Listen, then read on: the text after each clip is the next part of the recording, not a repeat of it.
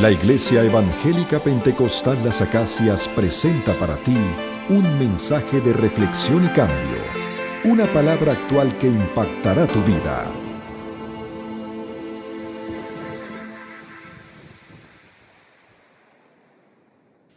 En esta mañana quiero hablar sobre un tema que es el tema que yo me he dedicado ya por bastante tiempo, donde hago el énfasis en mis estudios devocionales, mi búsqueda en la palabra, etc.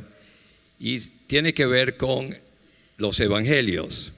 ¿Y por qué los evangelios? Bueno, porque los evangelios es lo que nos presenta directamente la vida, el mover y las enseñanzas de Jesús. Y me encantó el acto especial y el acompañamiento musical que hubo, porque en la canción dice: he decidido seguir a Cristo. Y esa es la esencia de nuestra vida en Cristo. Es porque en algún momento nosotros decidimos seguir a Cristo, ser sus discípulos, con tropiezos o con todo lo que tenga a través de la vida, pero tomamos esa decisión y estamos siguiendo a Cristo, ¿cierto o no? Amén. Pero en ese proceso es bueno recordar algunas cosas que son muy obvias, pero que nos da una introducción al tema de esta mañana. Primero, Jesucristo vino con un propósito muy especial. Creo que todos los que saben, vamos a ver si lo recuerdan con una sola palabra. Él vino para darnos vida, y vida en abundancia.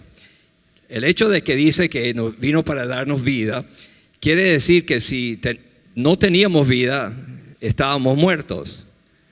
Y de hecho la palabra dice que nosotros estábamos muertos en pecados y delitos, etc. O sea, no teníamos vida espiritual. Por más que sea, por más como se le adorne todo lo demás, el que no ha conocido a Cristo no tiene vida. Si usted dice que sí tiene vida, porque es una abuelita santa y todo lo demás, pues entonces Jesucristo no tenía que venir por ella.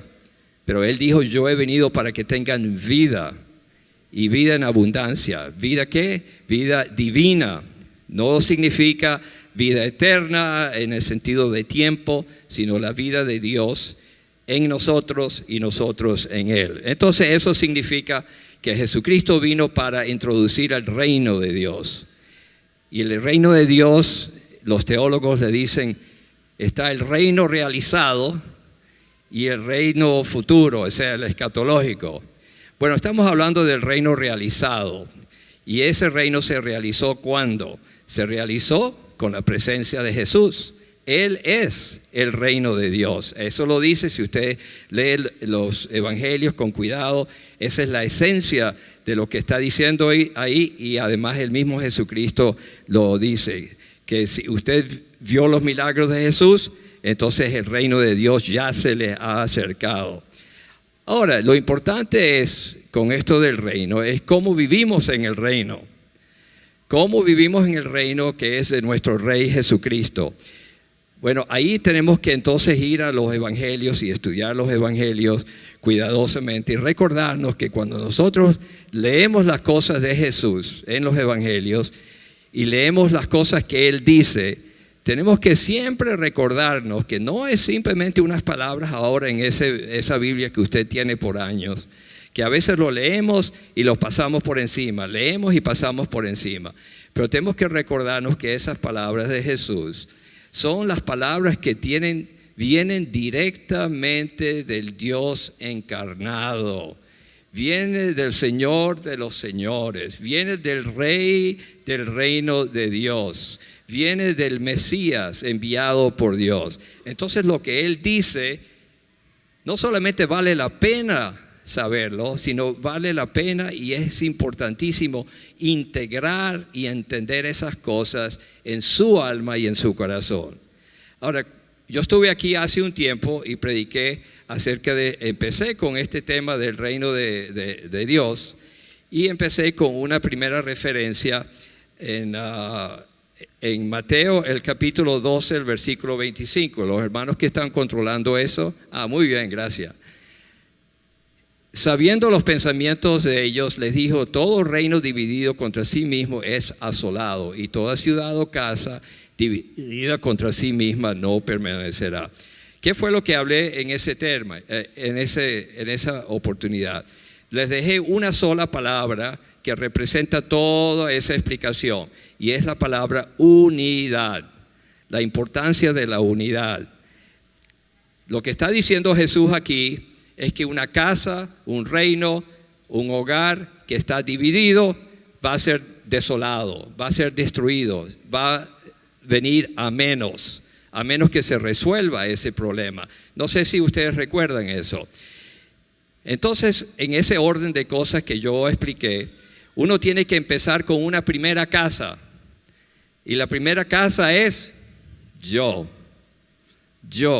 mi alma, mi mente, mi corazón. Si esa casa, esa alma, ese corazón está dividido, hay guerra allá adentro, guerras emocionales, guerras psicológicas, guerras espirituales, conflictos dentro de mí, vamos a venir a menos, vamos a ser asolados. Tenemos que resolver el primer problema, que es el problema de mi casa asolada. También les dije que la segunda casa, que es muy importante, es la casa que hay entre yo y mi esposa, los cónyuges. Ese es un problema, ahí hay mucha división, hay mucho conflicto, mucha pelea, mucho combate, y siempre hay alguien que dice: tengo la razón, tú siempre te equivocas, y esto y lo otro, y sigue ese juego, sigue ese conflicto, sigue esa pelea. Pues eso es una casa que está dividida, y si no se resuelve ese problema, esa casa será asolada. La otra parte es la familia, especialmente la familia, el núcleo familiar. Los papás, los hijos. En esa situación hay mucha división, hay mucho conflicto, hay mucha pelea, hay muchas diferencias, hay mucha independencia, hay muchas cosas que traen problemas. Y Jesucristo, si entendemos lo de Jesús, si queremos vivir la vida del reino de Dios en abundancia, tenemos que resolver ese problema de la casa dividida de nuestro núcleo familiar. Y bueno, usted puede continuar con esa metáfora muchas otras cosas. También dejé dicho lo de la iglesia, etc. Ahora bien, esta primera parte de la unidad, entonces hay una segunda parte del reino de Dios, y hay muchas más, pero no las voy a hablar todas en esta mañana, por supuesto, sino que voy a hablar sobre una segunda parte que es primordial, es un principio, es un hilo conductor a través de nuestra vida en el reino de Dios, que es lo que se llama la perseverancia. La perseverancia. Esa palabra abarca de todo, y vamos a ver Mateo el capítulo 10 y el versículo 22, que es uno de los versículos más fuertes en cuanto a eso. Y seréis aborrecidos de todos por causa de mi nombre, mas el que persevere hasta el fin, este será salvo. El que persevere hasta el fin, ahí está la palabra. Tú y yo tenemos que perseverar hasta el fin, aunque sea con la lengua afuera, aunque sea cansados y sentido de derrota o lo que sea, pero tenemos que perseverar hasta el fin. Esa es una primera parte. Lo voy a unir con Hechos, el capítulo 14 y el versículo 22. Confirmado, estos son los apóstoles que iban confirmando los ánimos de los discípulos, exhortándoles a que permaneciesen en la fe y diciéndoles: es necesario que a través de muchas tribulaciones entremos en el reino de Dios. Esa palabra tribulaciones muchas veces se interpreta de una manera de las persecuciones por ser cristianos, etc. Pero vamos a darle una vuelta a esa palabra tribulaciones. Esa palabra realmente significa aflicciones. Aflicciones. Y dice: bueno, ¿cuáles son mis aflicciones? Bueno, le voy a decir una. Usted está manejando y alguien viene y le tira otro carro encima. ¿Usted qué? No me diga que no tiene emoción cuando le sucede eso. Usted está en la calle está en el banco y está haciendo una cola y alguien bruscamente, rudamente se mete. Eso le produce a usted una aflicción. Esas son las aflicciones. Todas esas cosas que suceden en nuestra vida son aflicciones. El problema nuestro, ya que estamos en el reino de Dios, es cómo yo proceso, cómo yo manejo esas aflicciones. Eso es de eso se trata ese versículo.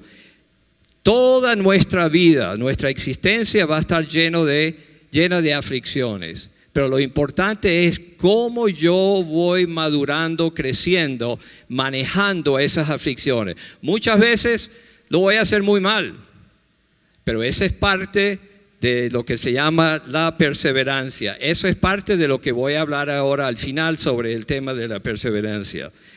Hechos el capítulo 1, el versículo 14. Vamos a ver estos versículos bien rápido. Todos estos perseveraban unánimes en oración y ruego con las mujeres y con María, etc. Ahí está la palabra perseverancia. Hechos el capítulo 2, versículo 42 y el 46. Y perseveraban en la doctrina de los apóstoles, otra vez. Esa es la continuidad en la doctrina de los apóstoles. Bueno, ustedes saben eso, por eso ustedes vienen a la iglesia. Ustedes vienen a conocer y a perseverar en la doctrina de los apóstoles. Pero hay que permanecer en eso constantemente. Les voy a dar un ejemplo que quizás ustedes conocen casos así. Una persona que viene a la iglesia, se convierte, lo bautizan, está un tiempo en la iglesia y entonces algo sucede. Sea en su hogar, sea en la iglesia, alguien le mira mal, levanta un chisme, una cuestión. ¿Y cómo lo maneja? Se pone brava o bravo. Y dice, yo no voy más allá donde están esa gente son unos pecadores igual que yo. Por lo tanto, yo me voy a quedar en mi casa y no vengo más. Bueno, eso no es perseverar. Y eso no tiene ninguna justificación. Algún día, si esa persona está delante del Señor, dice, yo no fui más a la iglesia por esto y esto y esto. Y el Señor va a decir, usted no entendiste lo que es vivir en el reino. Ese es un ejemplo. Hechos del capítulo 13, versículo 43. Y despedida la congregación, muchos de los judíos y los prosélitos piadosos siguieron a Pablo y a Bernabé, quienes hablando les persuadían a que perseverasen en la gracia de Dios. Colosenses, el capítulo 4, el versículo 2. Perseverad en la oración, velando en ella con acción de gracia. Otra vez, la palabra perseverancia. Santiago el capítulo 1, versículo 25. Mas el que mira atentamente la perfecta ley de la libertad y persevera en él, no siendo oidor olvidadizo, sino, no lo veo, hacedor de la obra, este será bienaventurado en lo que hace. Fíjese ahí, la perseverancia produce una bienaventuranza. En fin, la perseverancia es un principio rector, un principio que nos guía a través de la vida en el reino, en la vida de seguir a Cristo. Ahora vamos a hacer énfasis en la perseverancia en la oración. Y aquí tengo 3 pasajes que todas más o menos dicen la misma cosa, pero es interesante que los 3 pasajes, este mismo grupo, es Jesús que está diciendo esto. Es Jesús que lo está repitiendo. Y no lo dice una sola vez, lo dice en 3 oportunidades, en 3 situaciones. En Lucas el capítulo 18, versículo 1 al 6. Yo estoy seguro que ustedes han leído esto, pero vamos a leerlo de nuevo, que esto nos refresca. Lucas el capítulo 18, versículos 1 al 6. También les refirió Jesús una parábola sobre la necesidad de orar siempre y no desmayar. Eso significa perseverar. Diciendo, había en una ciudad un juez que ni temía a Dios ni respetaba a hombre. Había también en aquella ciudad una viuda, la cual venía a él, diciendo, hazme justicia de mi adversario. Y él no quiso por algún tiempo, pero después de esto dijo dentro de sí, aunque ni temo a Dios, ni tengo respeto a hombre, sin embargo, porque esta viuda me es molesta, le haré justicia. Subrayen la palabra molesta, le haré justicia, no sea que viniendo de continuo me agote la paciencia. Y dijo el Señor, oíd lo que dijo el juez injusto. Ahí está dando Jesucristo una parábola, un ejemplo, una especie de contraste acerca de la importancia de la oración. Y dice unas palabras claves, importantísimas, que nosotros tenemos que grabarnos en la manera que nosotros oramos, cómo nosotros perseveramos en la oración, cómo debemos abordar la oración. Ahí está la palabra molestia. La viuda molestaba al juez. El juez era malo, era un ogro, no le iba a dar justicia, pero por la importunidad de esta viuda, por la molestia de esta viuda, ese juez que no temía a Dios, le respondió a ella. Mateo el capítulo 7 y versículos 7 al 11. Esta es otra situación donde Jesucristo le habla en el sermón de la montaña a sus discípulos. Simplemente va directo. Pedid y se os dará. Buscad y hallaréis. Llamad y se os abrirá. Ahora, retroceda por favor el versículo. Esa palabra pedid y la palabra buscad y la palabra llamar, en el griego, eso significa no solamente pedir una vez, sino realmente lo que está es amplificando eso y está diciendo, pida y siga pidiendo, pida y siga pidiendo, pida y sigue pidiendo. ¿Qué hizo la viuda esa? Pidió y siguió viviendo. Pidió y tocó la puerta del juez y siguió tocando. Buscó una solución a su problema y siguió hasta que el juez, ya por fastidio de la viuda, respondió. Seguimos. Porque todo aquel que pide, recibe. Esa es la promesa de Cristo. Se lo está diciendo a sus discípulos. No está mintiendo, no está engañando. Se lo está diciendo. Esas son palabras de Jesús. Y son las palabras para nosotros, de Jesucristo, nuestro Señor. Él nos está diciendo que si hacemos eso, vamos a recibir. Y el que busca, halla. Y el que llama, se le abrirá. Usted le toca la puerta del cielo y Dios, nuestro Padre, le va a abrir esa puerta. Y seguimos al versículo 9. ¿Qué hombre hay de vosotros que si su hijo le pide pan, le dará una piedra? Este ejemplo aquí es como alusivo a lo del juez. Es decir, si nosotros como seres humanos, con nuestras fallas, con nuestras dificultades y todo lo demás, nuestros hijos nos piden algo, nosotros, por supuesto que vamos a analizar lo que están pidiendo. Pero si nos piden, necesito pan, pues le vas a dar pan. Si necesitas pescado, no le va a dar una cosa contraria, una cosa nociva, una cosa tóxica, ¿verdad que no? Y seguimos. Pues si vosotros siendo malos, y fíjense, esas son palabras dirigidas a los discípulos. ¿Qué quería decir eso de malos? Bueno, que no son buenos. Quiere decir que no tienen porque Jesucristo, se recuerda en otra parte donde habló de Nicodemo, dijo, ¿por qué me dices bueno si solamente Dios es bueno? Entonces, Él está diciendo, ustedes siendo malos, es decir, tú, yo, etcétera, sabéis dar buenas cosas, buenos regalos a vuestros hijos, cuanto más vuestro Padre Celestial, que está en los cielos, dará buenas cosas a los que le pidan. Tremenda promesa. No lo disminuyamos, no le demos vuelta, no le demos un análisis que, bueno, quizás esta vez no. Muchas veces uno oye una especie de racionalización donde dice, bueno, en el tiempo de Dios, ¿verdad que han oído esa expresión? en el tiempo de Dios. Jesús no dice eso. Él lo único que dice es pide y sigue pidiendo y sigue pidiendo y sigue pidiendo. Sé inoportuno. Los violentos son los que toman el reino, ¿sí o no?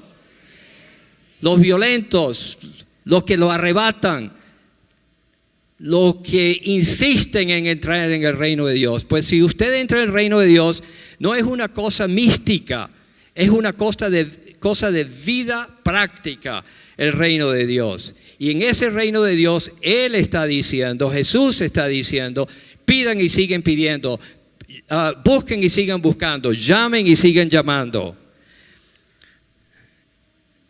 Y Lucas 11, 1 al 13. Este es uno de los pasajes más interesantes. A ver, Lucas 11. Está por allá. No, Lucas 11. 11, 1 al 13.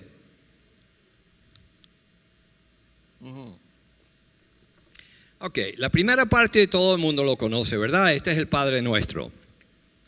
Aconteció que estaba Jesús orando en un lugar y cuando terminó, uno de sus discípulos le dijo, Señor, enséñanos a orar como también Juan enseñó a sus discípulos. Y le dijo, cuando oréis, decid, Padre nuestro que estás en los cielos, santificado sea tu nombre, venga tu reino, hágase tu voluntad, como en el cielo, así también en la tierra. El pan nuestro de cada día, dánoslo hoy. Y perdona nuestros pecados, porque también nosotros perdonamos a todos los que nos deben. Y no nos metas en tentación. Eso en realidad quiere decir, no nos dejes caer en el momento de la tentación, mas líbranos del mal. O otras traducciones dice, líbranos del maligno. Y el próximo versículo, ok, vamos a detenernos ahí. ¿Por qué quiero detenerme ahí? Porque yo he leído a veces que la oración no es estar pidiendo cosas. Aquí tenemos un ejemplo de la oración perfecta. Jesucristo mismo dijo cómo orar. Pero vamos a volver atrás un momentico al versículo 1 de 11. Si lo pueden poner. Vamos a hablar esto de pedir. Porque yo sí creo que la oración es pedir y seguir pidiendo.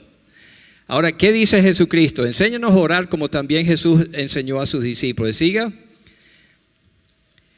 Cuando oréis, decid, Padre nuestro que estás en los cielos, santificado sea tu nombre. Venga tu reino. Eso es pedir. Venga tu reino. Padre celestial, queremos que tu reino venga. Por cualquier razón. Que venga a mi vida y me corrija y establezca su reino en mí. Venga tu reino a mi familia, venga tu reino a mi matrimonio, pero venga tu reino, es una petición. La segunda, hágase tu voluntad, es otra petición. Padre nuestro, quiero que tu voluntad se haga en mi vida, en mi matrimonio, en mi familia, pero estoy pidiendo que se haga su voluntad. ¿Seguimos? ¿Qué otra vez? El pan nuestro de cada día. ¿Qué está haciendo? Eso es una petición. Quiero pan. Tengo necesidad económica. Tengo necesidad de un recurso económico. Tengo necesidad de pan. Te estoy pidiendo, Padre, por pan. Te estoy pidiendo por las necesidades materiales que tengo acá. Y fíjese que en todas las otras cosas que le he dicho, Él está hablando de necesidades materiales, las necesidades físicas que nosotros vivimos. Seguimos. Perdónanos nuestros pecados. Tremenda petición.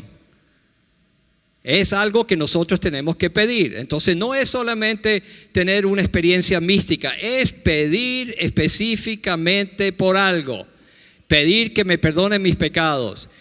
Y es pedir que cuando viene la tentación, que yo no caiga.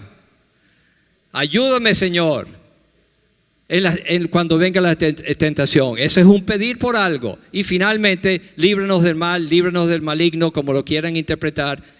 Eso quiere decir, bueno, cuando usted sale por la autopista Petare Oriente, eso es un momento para pedir que el Señor nos libre del mal. Y especialmente si lo hace de noche. Uno nunca sabe si va a llegar con seguridad, pero nosotros pedimos, Señor, tenemos que salir, tenemos que ir a Puerto La Cruz o lo que sea, y esta carretera es horrible y sabemos todas las cosas que dicen, líbranos del mal. Esa es una petición muy válida, ¿verdad? Seguimos con el próximo versículo después de eso.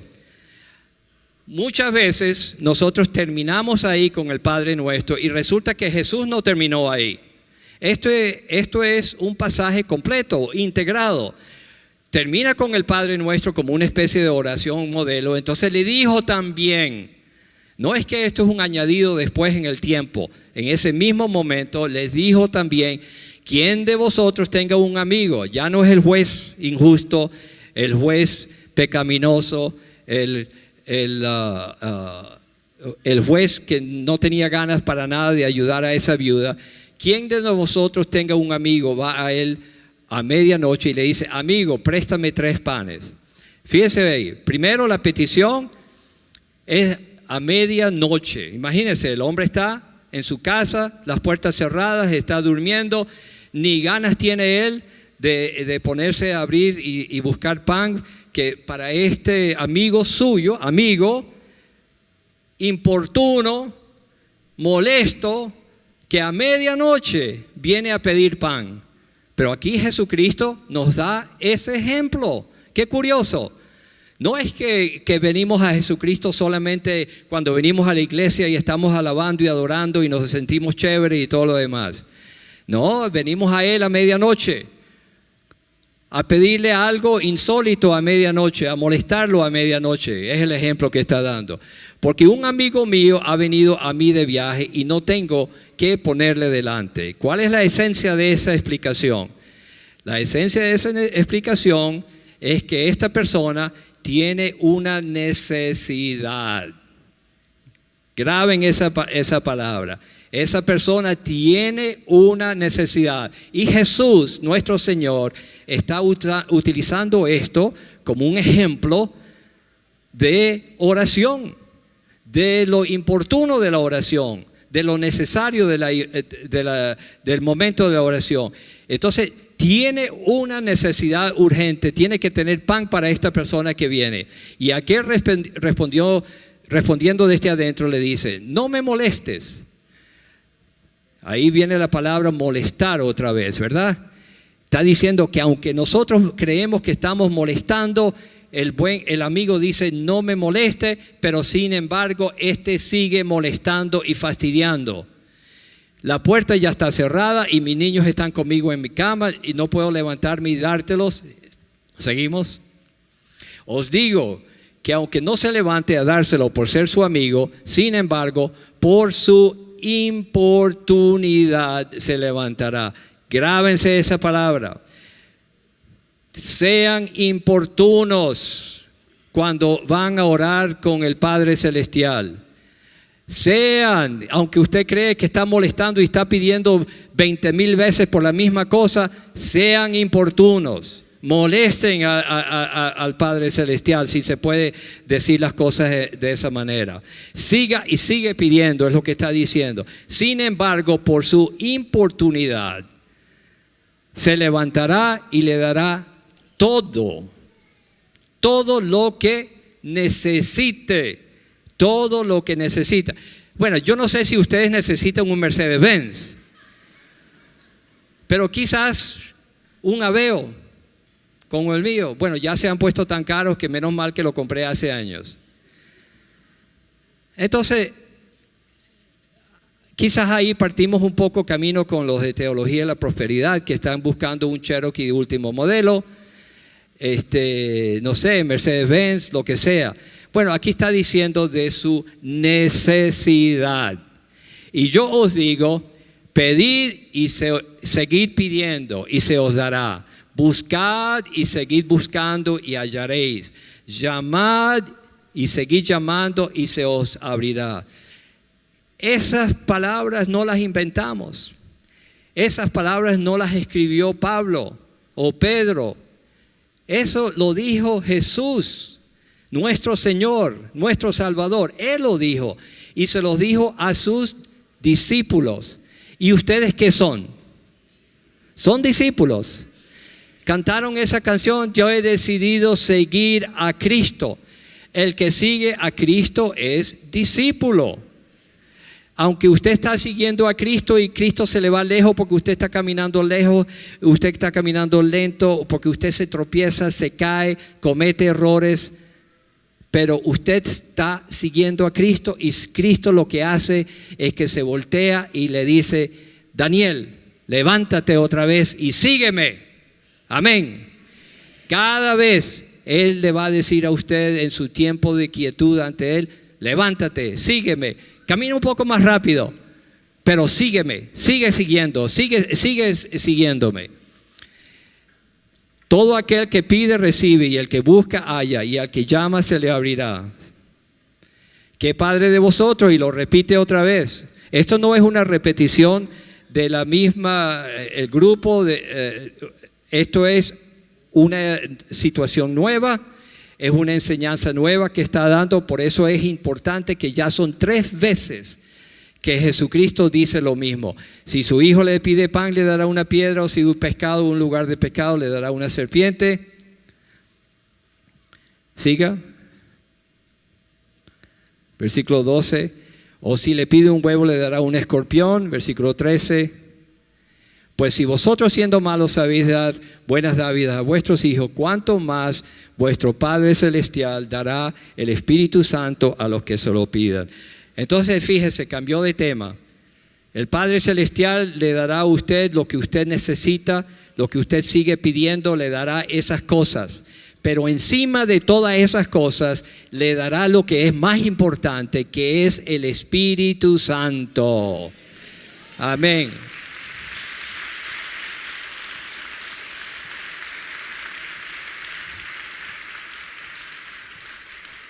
Cuando Jesús, el Rey del reino de Dios, se fue, Él dijo algo muy importante.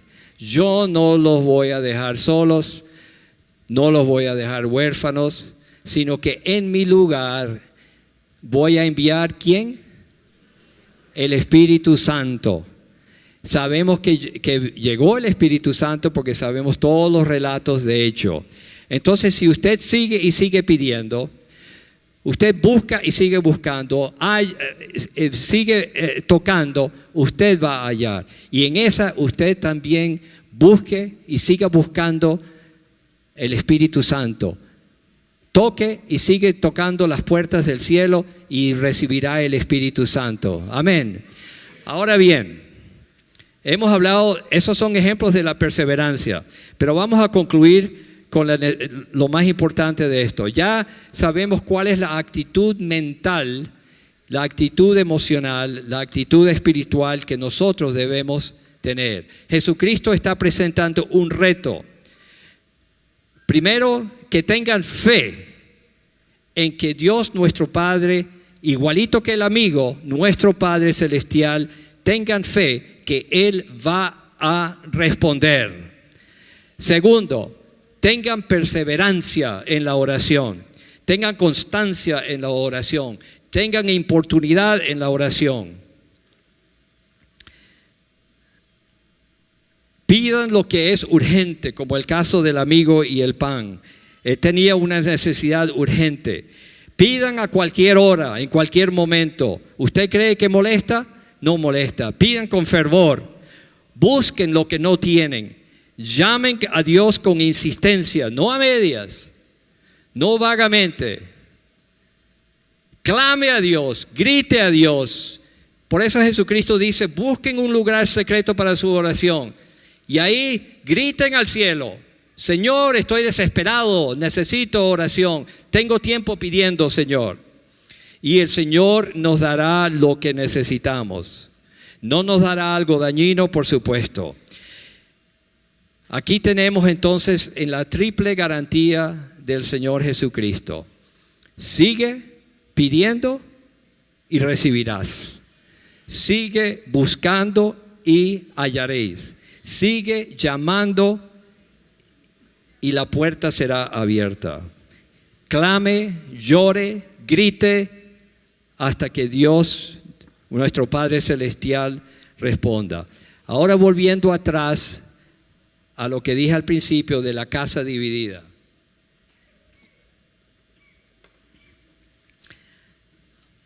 Si yo tengo vida de oración,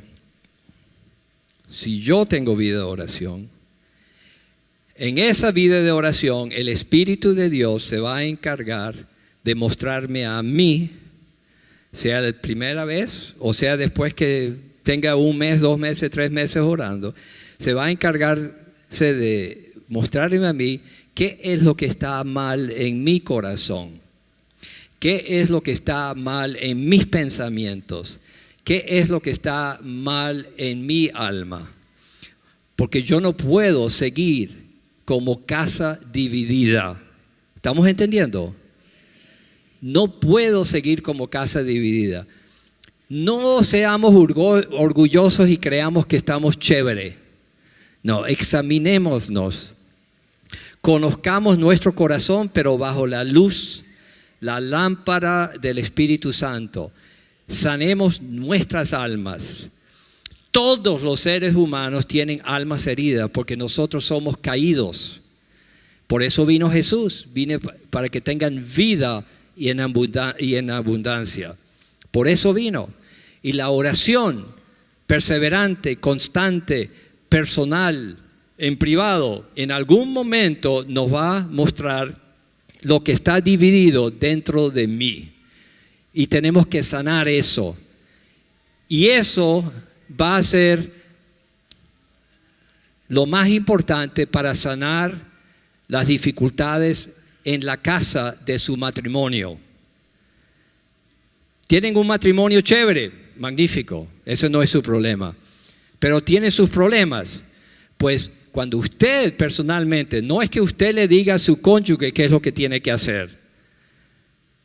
No es que usted se ampare en la Biblia y diga, yo soy el macho de la casa, usted me obedece, sométase. O no es que usted le diga a su cónyuge, usted no es proveedor, usted no sirve para nada. No, vamos a ir y retroceder y vamos a resolver nuestros problemas primero. Y cuando resolvemos nuestros problemas y tu cónyuge resuelve sus problemas, entonces eso ya no va a ser casa dividida. Amén. Y en su hogar, su núcleo familiar, con sus hijos. Tenemos años regañándolos, diciéndoles cómo deben ser las cosas, queriendo que se conviertan. Les predicamos más a ellos que a cualquiera.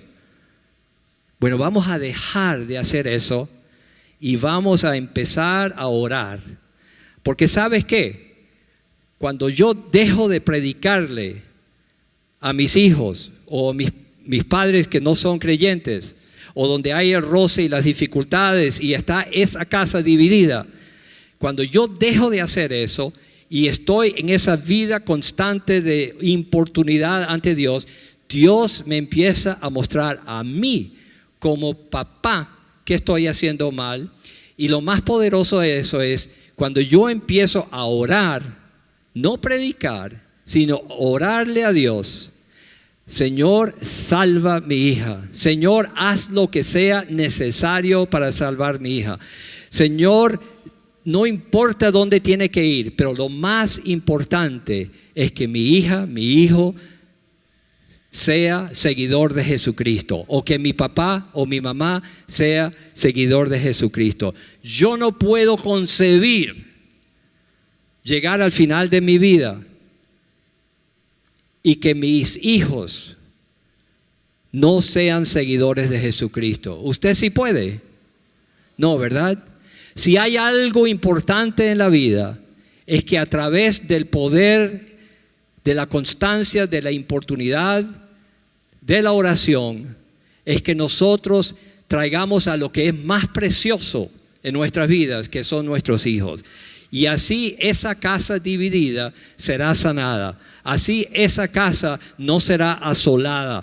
Así esa casa no será destruida. Yo he experimentado eso. Yo conozco eso. Y gracias a Dios que en un momento yo entendí eso. Y en un momento el Señor respondió y resolvió eso también. Yo me puedo morir y estoy tranquilísimo de que mi hija es del Señor Jesucristo. Y nosotros, cada uno aquí, no nos debemos usar la excusa que ellos son parte del pacto, que yo he oído esa expresión. No, ellos están bien porque son parte del pacto. No. Busca, pide y sigue pidiendo y pídele a Dios que haga lo que sea necesario en mí, en mi hogar o en la vida de ese hijo o esa hija para que ellos vengan a los pies de Jesucristo. Amén. Vamos a terminar con el Salmo 121 y vamos a recitarlos todos juntos, el versículo 1 y 2. Creo que todos lo conocen y lo podemos decir todos juntos. Alzaré mis ojos a los montes. ¿De dónde vendrá mi socorro? Mi socorro viene de Jehová, que hizo los cielos y la tierra. Pida y sigue pidiendo. Busca y sigue buscando. Toca y sigue tocando, porque de los montes, de los cielos, Jehová le va a socorrer. Amén. Señor los bendiga. Fue el mensaje de la palabra de Dios de la Iglesia Evangélica Pentecostal Las Acacias.